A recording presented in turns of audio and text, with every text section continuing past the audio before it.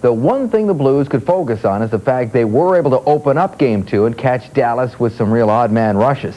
Something they would try to do again on their home ice. And look who was back on that home ice.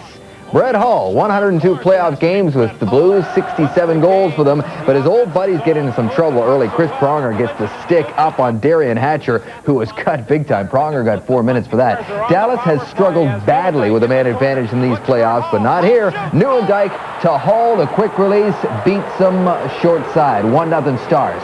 St. Louis with not many chances in the first, but this one almost gets by Belfort, just the second shot he faced, and he almost let it in. Second period. Nieuwendyk centers through the crease, but Grant Fuhr lying on his side, gets the glove on it, keeps it out.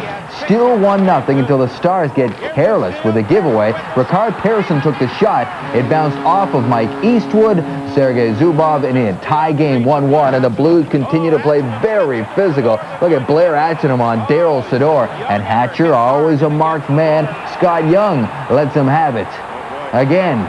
And again, it was 1-1 into the third. Grant Marshall lets Jochen Hecht have it, the rookie. But keep your eyes on him because Pavel Demitra is going to make a great move and set up the first-year man for a big goal. What a play by the kid from Mannheim, Germany. 2-1 Blues, but after killing off a penalty, Dallas answers right back. Verbeek off the post, and it's Daryl Sador that's going to tip it in. 2-2 for the second straight game. We had overtime, but this didn't last long. Under 3 minutes gone, Jeff Courtnall throws it in front, and there is Pavel Demitra, the one-timer up high past Belfort, and that was a huge goal. Boy, did the Blues obviously ever need this one. They earned it. They got it. There's your final. 3-2, and the loss is the first one for the Dallas Stars so far in these playoffs. Fuhr, by the way, only had to make 16 saves as Dallas managed just 18 shots on goal. Hull's goal, by the way, ties him with Brian Trottier, passing Miro Lemieux for 11th on the all-time NHL playoff goal scoring list, but it was Pavel Demitra, the St. Louis Blues' leading scorer during the regular season with 37 of them. He'd struggled so far in the playoffs, but this clearly was a big one.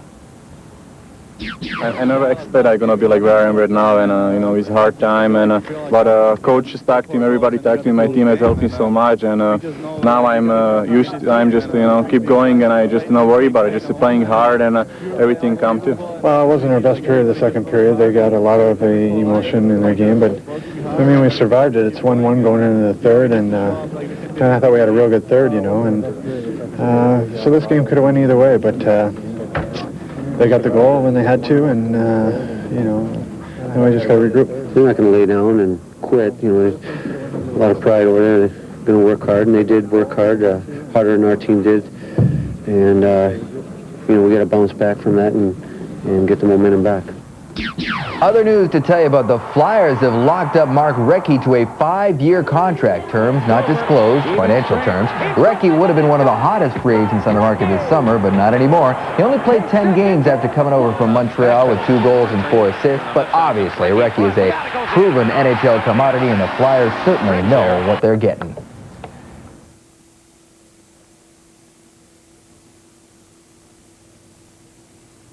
It is like kissing your sister Finnish style, whatever that means. Already guaranteed at least a berth in the semifinals of the World Hockey Championships. Team Canada played the Finns in basically what was a mean-nothing game. Rick Tabaracci trying to keep Canada's perfect 5-0 record intact, but he gets off to a rough start. Just over 2 minutes into the first, Kimmo Rintanen scores. It's 1-0. Later in the first, Canada shorthanded. Teemu Selanne and Saku Koivu is set up Jari Karalainen for the big blast from the point. 2-0 Finns after 1. Canada comes back. Off the shot from the point, Jeff Friesen battles for the rebound and beats Ari Sulander. Canada on the board, it's 2-1. However, less than a minute later, loose puck comes out to Mikko Eloranta. He just rips one inside the far post. Finland regains its 2-goal lead. It's 3-1. Canadian coach Mike Johnson not very pleased with his team's effort, and it gets worse. Finland on the power play again and again. It is Karalahti with the blast from the point, his second of the game. That makes it 4-1 for the Finns. Canada gets one back before the end of the second period. Rob Blake gets one to squeak through. That makes it 4-2, but Canada would get no closer as the Finnish fans rejoice, or whatever that is. They defeat Canada 4-2 to claim first place in Group B. Now, Canada has not beat the Finns since 1996. and that includes Nagano. After the game, Paul Romanek talked to a number of players along with head coach Mike Johnson about the loss. Yeah, I know every year I've been here that we need this type of adversity, if you call it adversity. We need this type of a situation where we've had to respond in a game and we've come back, but we haven't come back far enough. Now we'll be able to nail it down, maybe against the Swedes or the Russians, whoever we happen to play in the next round. I think everybody knows in there that we can pick up our play a little bit, and we're going to have to do that. We're going to have all four lines going, and when we do that, I think we'll be all right. Maybe it's a wake-up call for us, maybe something that we need. I think that's the attitude we've taken from this game is, you know, I don't think we've been as sharp as we wanted to be, and yet we've been winning, and we've already qualified to go on to the next round. So hopefully in today's game we learned we got to be more disciplined, and with the refereeing over here, just to suck it up and get ready to take home the gold. We've got our backs to the wall. We wanted to go in as the first seed. It didn't happen, and now we're going to have a tough game, and my guess is going to be against Team Sweden. So Finland finishes first in Group E with a 3-0 record ahead of Canada. The U.S. beat Switzerland to finish third in the group. Switzerland was winless. In Group F, the Czech Republic, by virtue of its 2-0 victory over Sweden, claims first, Sweden second, and Russia, because of its tie with Slovakia, misses the medal round. Canada will now face the Czech Republic in a two-game total point semifinal series. The first game will be seen live on TSN Wednesday, starting at 1:50 p.m. Eastern Time. Brian Savage is expected to be back from his concussion, and Ron Tugnut will get the start. Their second game will be Thursday morning at 9:50 a.m. Eastern Time, also on TSN. Well, Monday we got the unfortunate confirmation we all expected to hear. A police report says Steve Chiasson was drunk when he was killed in a single car accident last week. The Carolina Hurricanes defenseman was more than 3 times over the legal state limit. This after he decided to drive home following a team party a week ago Sunday.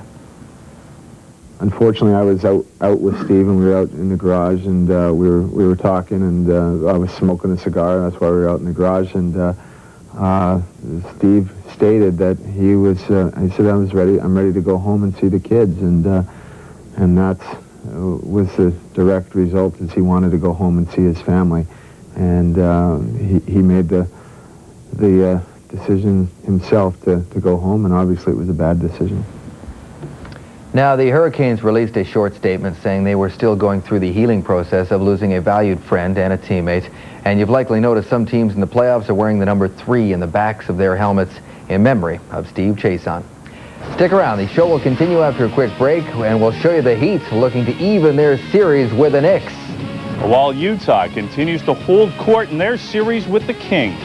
And Nomar Garciaparra lighten up the sky in Boston.